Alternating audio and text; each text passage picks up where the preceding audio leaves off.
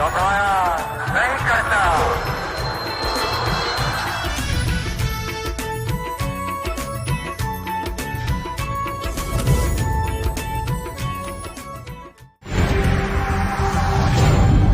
इस वक्त हम मौजूद है थाना ततलेवाली का इलाका गुमनवाला में और हमारे साथ कुछ शरीफ शहरी मौजूद हैं। इन लोगों ने एक थाना ततलेवाली में FIR दर्ज करवाई है और इनसे बात करते हैं कि क्या जो मकामी पुलिस है उसने आपके साथ अमल किया या नहीं किया और जो आपकी दफात बनती है वो लगाई है या नहीं।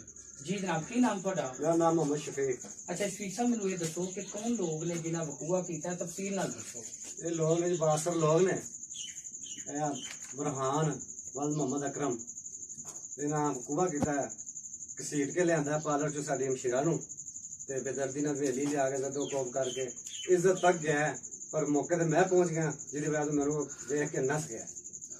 मतलब कि ਉਹਨੂੰ ਕੀ ਐਸਾ ਤੁਹਾਡੇ ਨਾਲ ਤਨਾਜ਼ਾ ਕੀ ਸੀ, ਕਿਉਂ ਉਹਨੇ ਤੁਹਾਡੀ ਹਮਸ਼ੀਰਾ ਨੂੰ ਪਾਰਲਰ ਚੋਂ ਤਨਾਜ਼ਾ ਇਹ ਹੀ ਹੈ ਜਿਹੜੀ ਉਹਨੇ ਸ਼ਾਗਿਰਦ ਰੱਖੀ ਸੀ ਉਹਦੇ ਨਾਲ ਉਹਦੇ ਕੋਲ ਲੈਂਗ ਸਨ, ਇਹਨੇ ਬਾਜ਼ ਕੀਤਾ ਉਹਨੂੰ, ਜਿਹਦੀ ਵਜ੍ਹਾ ਤੋਂ ਉਹਨੂੰ ਗੁੱਸਾ ਚੜਿਆ ਇਹ ਕਿਉਂ ਬਾਜ਼ ਕਰਦੀ। ਜਿਹੜੀ ਮਕਾਮੀ ਪੁਲਿਸ ਹੈ ਉਹਨੇ ਤੁਹਾਡੇ ਨਾਲ ਇਨਸਾਫ ਕੀਤਾ ਜਾਂ ਨਹੀਂ ਕੀਤਾ, ਜਿਹੜੀ ਦਫਾਤ ਬੰਦੀ ਉਹ ਲਗਾਈ ਹੈ ਜਾਂ ਨਹੀਂ। ਮਕਾਮੀ ਪੁਲਿਸ ਨੇ ਕੋਈ ਇਨਸਾਫ ਨਹੀਂ ਕੀਤਾ, ਦਫਾਤ ਜਿਹੜੀ ਲੱਗਦੀ ਹੈ ਕੋਈ ਨਹੀਂ ਲਾਈ। ਅਗਰ ਦਫਾਤ ਲੱਗਦੀ ਹੁੰਦੀ ਤੇ ਉਹ ਜ਼ਮਾਨਤ ਕਿਉਂ ਹੋ ਜਾਂਦੀ, ਅੱਖਾਂ ਦਸਾਂ ਘੰਟੇ ਕਿਉਂ ਬਾਹਰ ਆ ਜਾਂਦਾ। ਤੁਸੀਂ ਕੀ ਚਾਹੁੰਦੇ ਜੇ ਗਵਰਨਮੈਂਟ ਕੋਲੋਂ, ਵਜ਼ੀਰ ਆਲਾ ਪੰਜਾਬ ਕੋਲੋਂ? ਵਜ਼ੀਰ ਆਲਾ ਪੰਜਾਬ ਕੋਲੋਂ ਮੇਰਾ ਇਹ ਮੁਤਾਲਬਾ ਹੈ, ਮੈਂ ਹੱਥ ਜੋੜ ਕੇ ਵੀ ਆਖਾਂਗਾ ਕਿ ਉਹ ਸਾਡੇ ਤੇ ਸਿਰਫ ਇਨਸਾਫ ਕਰਾ ਦੇਣ, ਇਹ ਜਿਸ ਤਰ੍ਹਾਂ ਦਾ ਕੇਸ ਹੈ ਉਸ ਤਰ੍ਹਾਂ ਦਾ ਕੇਸ ਕਰਾ ਦੇਣ, ਇਹ ਹੀ ਮਿਹਰਬਾਨੀ। ਤੁਸੀਂ ਕੀ ਸਮਝਦੇ ਜੇ ਕਿ ਜਿਹੜੀ ਤੁਹਾਡੀ ਦਫਾ ਬੰਦੀਆਂ ਤੋਂ ਪੁਲਿਸ ਨੇ ਨਹੀਂ ਲਗਾਈ? ਨਹੀਂ ਲਗਾਈਆਂ ਮੈਂ ਦਫਾ, ਜੇ ਅਗਰ ਦਫਾ ਲੱਗੀਆਂ ਹੁੰਦੀਆਂ ਤੇ ਉਹ ਕਿਸ ਤਰ੍ਹਾਂ ਆ ਸਕਦਾ ਸੀ ਬਾਹਰ। ਹੋਰ ਸਾਨੂੰ ਦੱਸਿਆ ਵੀ ਨਹੀਂ ਗਿਆ ਕਿ ਤੁਸੀਂ ਆਓ ਅਸੀਂ ਉਹਨੂੰ ਛੱਡਣ ਲੱਗੇ ਆ ਜਾਂ ਦੱਦ ਲੈ ਕੇ ਚੱਲੇ ਆ, ਸਾਡੇ ਨਾਲ ਕੋਈ ਰਾਬਤਾ ਵੀ ਨਹੀਂ ਕੀਤਾ ਇਸ ਮਾਮਲੇ 'ਚ।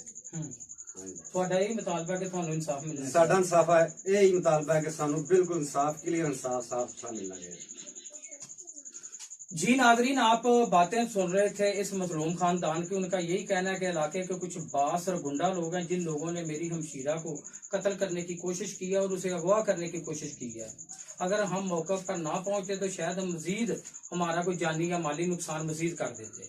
और जो थाना ततलेवाली की पुलिस ने जो हमारी दफात बनती है वो नहीं लगाई और मुलजम की चंद घंटों बाद ही जमानत हो गई है और जब जमानत से वापस आया तो उसने मजीद हमें कत्ल की धमकियां और परेशान करना शुरू कर दिया है। हमारी RPO गुजरांवाला, वज़ीर आला पंजाब और चीफ जस्टिस पाकिस्तान से यही अपील है कि हमारे साथ इंसाफ होना चाहिए। अगर हमारा मजीद कोई जानी या माली नुकसान होता है तो उसके जिम्मेदार भी हमारा मुलजम होगा। कैमरामैन शहजेब के साथ हामिद अली सोहल, हकायक न्यूज़ 1 गुजरांवाला।